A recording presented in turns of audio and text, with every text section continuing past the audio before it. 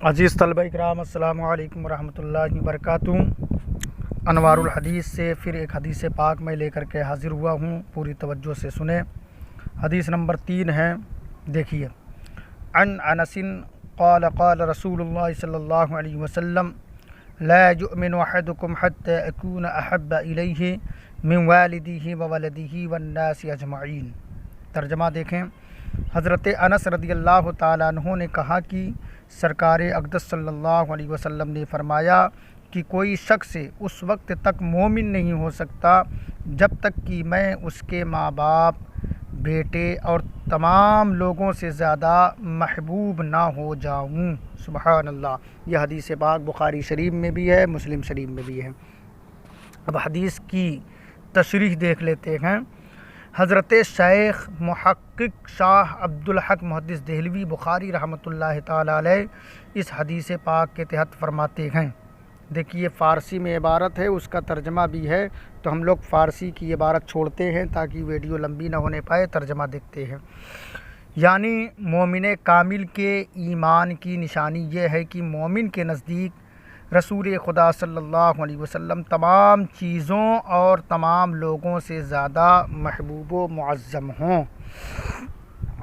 یعنی حدیث پاک جو بیان ہوئی، اس حدیث پاک کا مطلب بیان کر رہے ہیں کہ تمام چیزوں اور تمام لوگوں سے زیادہ محبوب پیارے آقا صلی اللہ علیہ وسلم ہوں، سب سے زیادہ معظم ہوں۔ پھر آگے چند سطر کے بعد فرماتے ہیں کہ اس حدیث میں حضور پاک صلی اللہ علیہ وسلم کے زیادہ محبوب ہونے کا مطلب یہ ہے کہ حقوق کی ادائیگی میں حضور پاک صلی اللہ علیہ وسلم کو اونچا مانے، اس طرح کی حضور کے لائے ہوئے دین کو تسلیم کرے، حضور صلی اللہ علیہ وسلم کی سنتوں کی پیروی کرے، حضور کی تعظیم و ادب بجا لائے، اور ہر شخص اور ہر چیز یعنی اپنی ذات، اپنی اولاد، اپنے ماں باپ، اپنے عزیز و اقارب اور اپنے مال و اسباب پر حضور کی رضا و خوشی کو مقدم رکھے، جس کے معنی یہ ہیں کہ اپنی ہر پیاری چیز، یہاں تک کہ اپنی جان کے چلے جانے پر بھی راضی رہے، لیکن حضور کے حق کو دبتا ہوا گوارا نہ کرے۔